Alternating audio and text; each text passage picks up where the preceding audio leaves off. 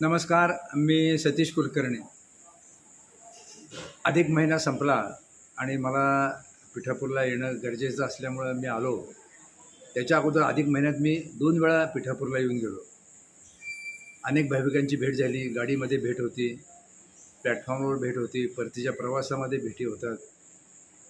बऱ्याच जणांनी सांगितलं की आम्ही पिठापूरला जाऊन आलो, अधिक महिन्यात आम्ही गेलो होतो. पण मी जे आता सांगणार आहे ते ऐकून भाविकांनासुद्धा आश्चर्य वाटेल.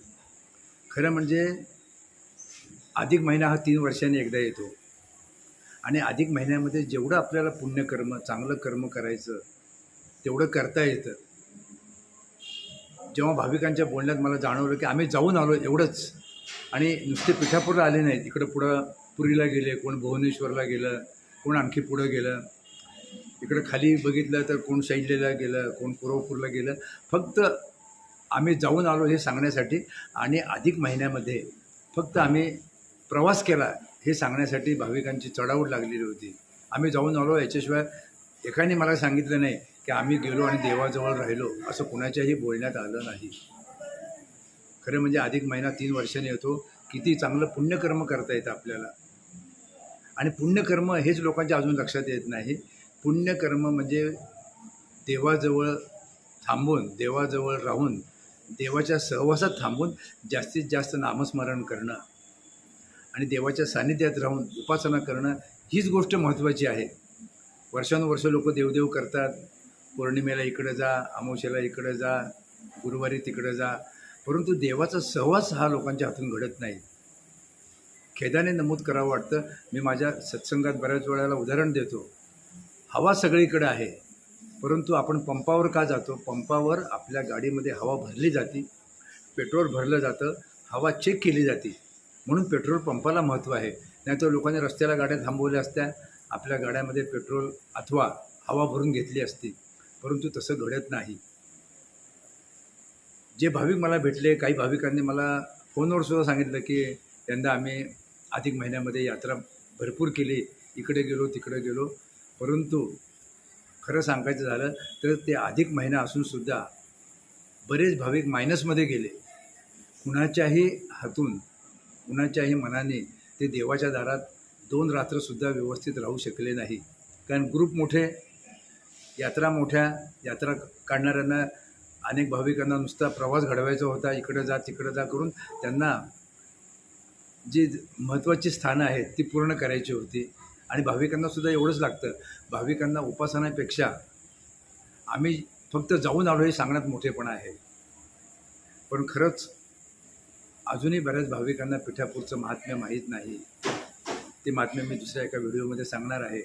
परंतु अधिक महिन्यामध्ये जे मायनस गेले ते ऐकून मला वाईट वाटलं की किती चांगली मोठी संधी होती. 3 रात्र जर तुम्ही श्रीपाद श्री वल्लभांच्या सहवासात, त्यांच्या जन्म झालेल्या मंदिराच्या दारामध्ये आजूबाजूला तुम्ही जर वास्तव्य करू शकत नसाल तर इतक्या लांब जाऊन काहीही उपयोग नाही. फक्त वेळ वाया गेला, पैसा खर्च झाला, बाकी पत्रात प्रगती पुस्तक शून्य, काय लिहिलंच गेलं नाही. अधिक महिन्यात जर ही भाविक भक्त हे भाविक मायनसमध्ये जात असतील तर इतर वेळी कधीही ते प्लसमध्ये येऊ शकत नाहीत. खरं म्हणजे अधिक महिन्यात ते आणखी प्लसमध्ये येऊ शकले असते. आणि श्रीपादांना काहीही नको. श्रीपादांना फक्त आपल्या लाडक्या भक्तांचा, जे त्या भक्तांना आवर्जून कुरवपूरला आणि पिठापूरला बोलवतात, त्यांनी यावं, त्यांच्या सहवासात राहावं, नामस्मरण करावं, असा श्रीपाद वल्लभांचा उद्देश आहे. परंतु तो उद्देश अनेक भक्त आजही पूर्णपणे सफल करत नाहीत. आणि भाविकांमध्ये चर्चा चालू असते, आम्ही जाऊन आलो, अजून आम्हाला फलप्राप्ती नाही, आम्ही वारी केली, आम्ही पिठापूरला गेलो, कुरवपूरला गेलो, गाणगापूरला गेलो, हे फक्त सांगण्यासाठी सांगतात. पण त्यांना लक्षात यायला पाहिजे की यात्रेमुळं फलप्राप्ती नाही. तुम्ही पुण्यवान आहात म्हणून तुम्हाला परमेश्वर त्या पुण्याची फलप्राप्ती म्हणून कुरवपूर आणि पिठापूरला महाराज बोलवतात. इथं आल्यानंतर तुमचं पुण्य संपतं आणि इथं आल्यानंतर देवाच्या सहवासात राहून तुम्ही पुण्यप्राप्ती करून आपल्या जीवनाला चांगली दिशा द्यायला पाहिजे. आज ही संधी गेली. अनेकांच्या पत्रात काही पडलं नाही. खरं म्हणजे खूप मोठा लाभ होता. इथं 8 दिवस राहिलं असतं तरी चाललं असतं, पण लोकांना हे करू का ते करू आणि सगळीकडे फक्त हजेरी लावण्याचं काम अनेक भाविक भक्तांनी केलं. जे आले त्यांच्या लक्षात येईल, जे आले नाहीत त्यांना वेगळं सांगणं नको. एक तर वारंवार जाणं होत नाही, प्रवास वाढलेला आहे, प्रवासाचा खर्च वाढला आहे. पण अशावेळी जेव्हा आपल्याला संधी मिळते तेव्हा कुरवपूर आणि पिठापूरला काही जरी गैरसोयी असल्या तरी तिथं वास्तव्य महत्त्वाचं आहे. जोपर्यंत तुम्ही देवाच्या सहवासात राहत नाही तोपर्यंत तुम्हाला फलप्राप्ती होणार नाही. कलियुगाचे तारक श्रीपाद श्री वल्लभ आहेत. ते आपल्या भक्तांना बोलवतात. आज लाखो कोट्यवधी दत्तभक्त आहेत, पण ठराविक भक्तांनाच कुरवपूर आणि पिठापूरला येण्याचं भाग्य लाभतं. पण इथं येऊनसुद्धा त्या भक्तांच्या पदरात काही पडत नाहीत. हजेरी लावण्यासाठी ही स्थानं नाहीत. माझे अनेक व्हिडिओ ऐका. इथं आल्यानंतर उपासना महत्त्वाची, म्हणून मी महिन्यातून 2 वेळा इथं का येतो. जाण्या येण्याचा थोडा त्रास होतो, परंतु इथे जे ग्रुप येतात त्यांच्या सहवासात आनंद होतो. त्यांना काहीतरी मार्गदर्शन करता येतं, त्यांना चांगल्या गोष्टी सांगता येतात आणि ते आल्यानंतर त्यांच्याकडून जी सेवा मी करून घेतो ती अमूल्य अशी सेवाच आहे. गुरुचरित्र 14वा 18वा अध्याय वाचून घेतो.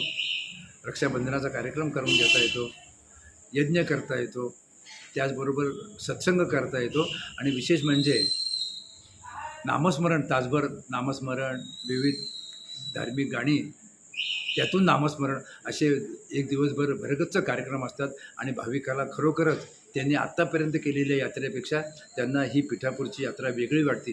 कारण कार्यक्रम करून घेणंच महत्त्वाचं असतं आहे. तुम्हाला आनंद होतो, त्यामुळे इथे येण्याचा कंटाळा येत नाही. अधिक महिन्यात 2दा झालं. आता अधिक महिना संपल्यानंतर मला पुन्हा इथं यावं लागलं. पुन्हा ऑगस्टमध्ये माझ्या 2-3 फेऱ्या आहेत.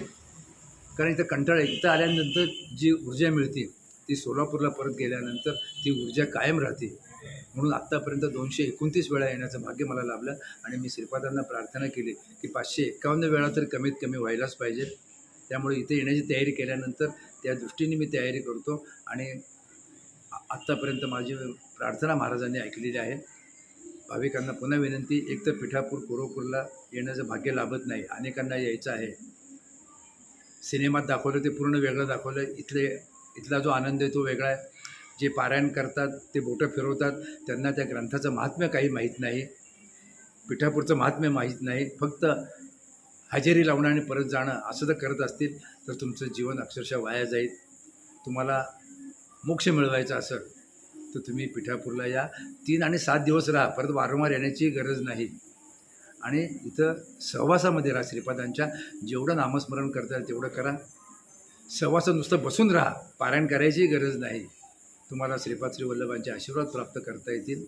हा अधिक महिना गेला, पुन्हा 3 वर्ष तुम्हाला थांबावं लागणार आहे. पण मध्ये आधी आलं तरी इथं वास्तव्य करा आणि पुढच्या वेळेस जेव्हा अधिक महिना येईल तेव्हा मात्र आताच महाराजांना प्रार्थना करा की पुढच्या अधिक महिन्याचं जे वर्ष असेल, अधिक महिना जो असेल त्यावेळी आम्ही येऊ, 3 आणि 7 दिवस राहू. ती प्रार्थना श्रीपाद श्री वल्लभ ऐकतील आणि तुम्हाला पुढच्या वेळेस म्हणजे 29 साली साधारण अधिक महिना यायची शक्यता आहे. त्यावेळेस तुम्ही यावं आणि श्रीपाद श्री वल्लभांचे आशीर्वाद प्राप्त करून घ्यावेत अशी पुन्हा एकदा नम्र विनंती.